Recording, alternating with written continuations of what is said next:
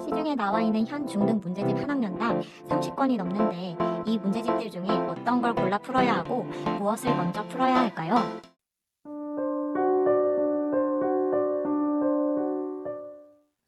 분명히 공부하긴 하는데 생각보다 점수가 잘 오르지 않는 친구들이 있나요?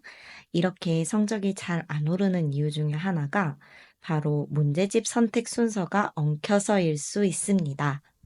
실제로 학원이나 공부 방법에 대한 것은 많이 생각하시지만 교재에 대해서는 크게 생각하지 않으시는 부모님들이 많습니다. 개념이 부족한데 학원 진도 따라간다고 유형이나 심화 문제를 풀고 있거나 쉬운 유형 반복은 충분히 되어 있는데 고득점을 위한 문제 학습은 하지 않고 쉬운 것만 계속하고 있거나 이런 것들은 문제집을 잘못 고른 것이 아니라 수준에 맞지 않는 문제집을 풀고 있어서 문제가 발생한 것입니다. 바로 이것만 바꾸어도 성적이 상승할 가능성이 훨씬 더 높아지게 됩니다. 오늘 이 영상 하나로 우리 아이의 성적이 달라질 수 있습니다. 지금부터 제대로 된 중등 수학 커리큘럼을 보여드리겠습니다. 문제집을 고르실 때 고려하셔야 할 체크리스트가 몇 가지가 있는데요. 먼저 아이 수준에 맞는 문제집을 고르셔야 합니다. 이때 학원들에서 많이 쓰는 문제집이 꼭 좋은 문제집은 아니고 아이가 혼자 공부하기에도 얼마나 체계적으로 잘 정리되어 있는지를 보시면 됩니다. 그런데 여기서 그래도 체계적인 커리큘럼을 추천을 받고 싶어 하시는 분들이 계실 것 같은데요. 그래서 오늘 준비했습니다. 지금부터 추천드리는 이 커리큘럼은 실제로 제가 아이들을 가르쳐 오면서 가장 많이 효과를 봐왔던 문제집들만 엄선해서 자신 있게 추천드립니다. 아까 말씀드렸다시피 중상위권 이상의 학생들은 딱 세 가지의 필수 단계를 거치게 커리큘럼을 짜시면 됩니다. 개념서로는 개념 플러스 유형 파워편을, 유형서로는 파워편 정답률이 잘 나온다면 센에서 시스템 위주로 학습하게 하시면 되고요. 거의 대부분의 유형을 웬만큼 학습하고 오기 때문에 비스텝은 병행하는 수준으로 하면 충분히 학기 중에 다 소화하실 수 있습니다. 심화서로는 일반적으로 일품을 추천드립니다. 아주 어렵지는 않으면서 고난도 문제들을 대비할 수 있고 고등으로 연결되는 중요한 개념들을 좀 딥하게 학습하실 수 있습니다. 그래서 만약에 심화서를 한 권만 한다면 저는 일품을 추천드리고 싶어요. 블랙라벨은 많은 학원들에서 심화서로 쓰고 있는데요. 사고력과 추론 능력을 키우는 데 목적을 두는 것이라면 추천드립니다.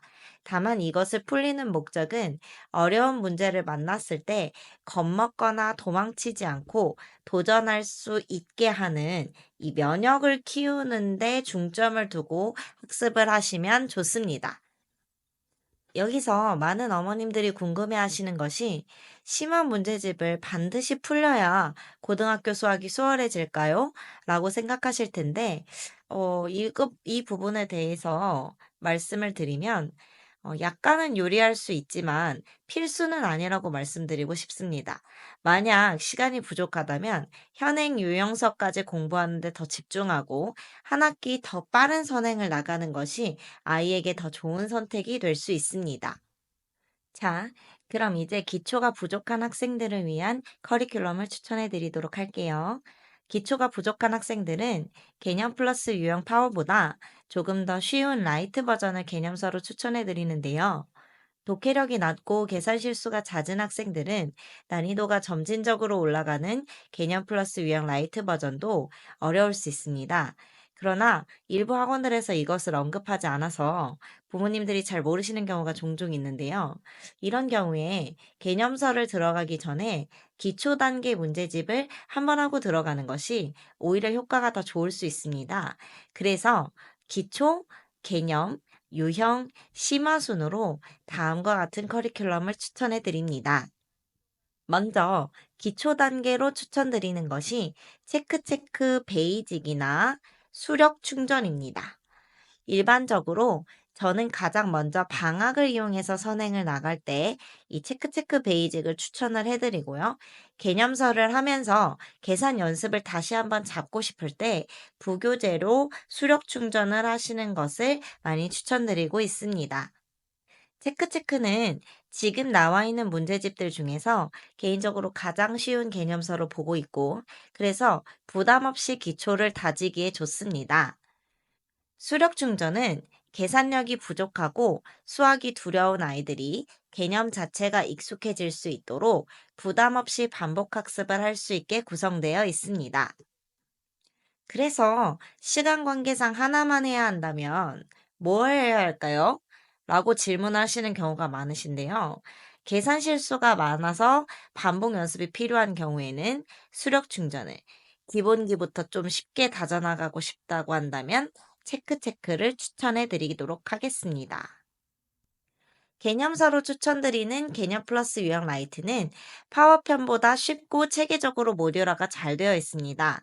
개념편으로 진도를 나가고 유형편 문제풀이를 통해서 개념을 체계화하기 쉽도록 교재가 잘 구성되어 있습니다. 라이트 편은 파워 편하고 비교해서 문항수도 상대적으로 약간 더 적고 기본 유형 중심으로 되어 있어서 쉽게 개념을 체화하기가 좋아서 라이트 버전을 보통 중하위권 이하 아이들의 개념서로 추천해 드립니다. 유형 연습을 할 때는 센 B를 추천드리는데요. 유형 훈련하기 가장 좋은 베이직한 교재라고 생각합니다. 변형과 서술형 연습까지 한 번에 다 잡을 수 있고, 중위권 이하 아이들이 풀기 어려운 시스템 문제가 빠져 있어서 너무 어렵지 않게 연습할 수 있습니다. 여기서 또 많이들 궁금해 하시는 것이 우리 아이는 독해력이 낮아서 응용 문제를 어려워하는데 어떻게 공부해야 할까요? 하시는데 센과 같은 유형서를 공부할 때 무엇을 묻는지를 먼저 찾고 그리고 주어진 조건들을 내가 배운 개념어를 찾아서 떠올려서 연결할 수 있도록 연습을 하게 해주시면 됩니다. 지난 영상에서 수학 초보들도 고득점이 되기 위해 반드시 해야 하는 수학 공부법 중 하나가 바로 입체적인 개념 연결인데요. 예를 들어서 중학교 3학년 1학기 맨 앞 페이지에 A의 제곱근과 제곱근 A를 구분하는 개념을 배웁니다. 그러면 A의 제곱근과 같은 표현, 말들을 떠올려서 적어보는 것입니다. 쉬운 예로 4의 제곱근과 같은 말을 교과서에 적힌 바와 같이 제곱해서 4가 되는 수로 써보기도 하고 또 이것을 식으로도 써보기도 하고 또 다른 말로도 바꿔보기도 하는 것입니다. 이런 것들은 문제를 풀면서 깨닫게 되는 부분들입니다. 그리고 제곱근 4와 왜 다른지 설명해 보게 하는 것입니다.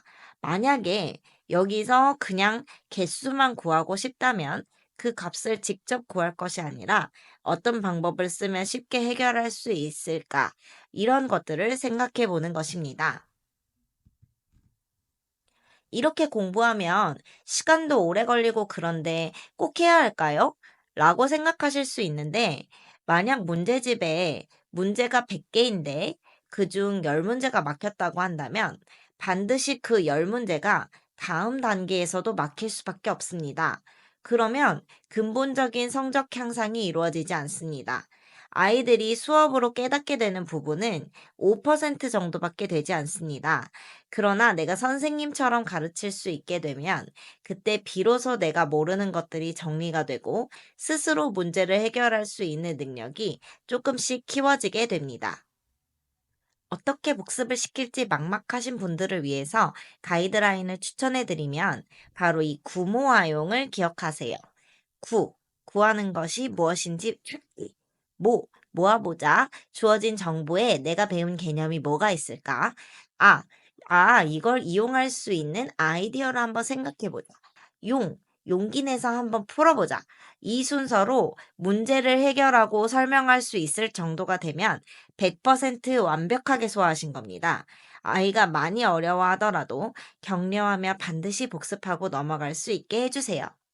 또 많이들 질문하시는 것이 개념 플러스 유형도 유형 문제집으로 볼 수 있는데 쌤도 꼭 굳이 해야 하나요?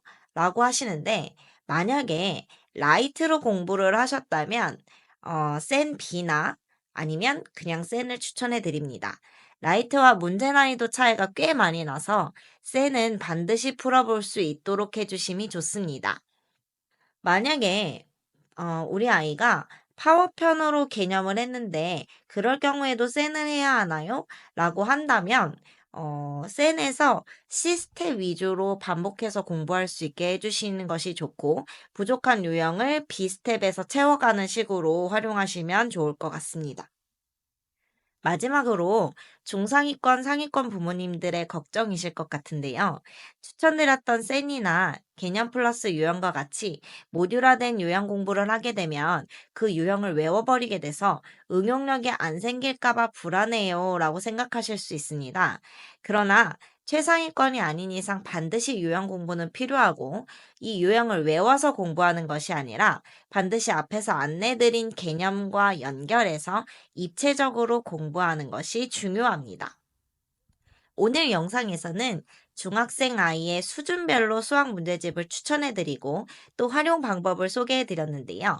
다음 시간에는 고등학생을 위한 수학 문제집 활용 방법과 추천 문제집 리스트를 한번 소개해드려 보도록 할게요. 그럼 다음 영상에서 다시 만나요.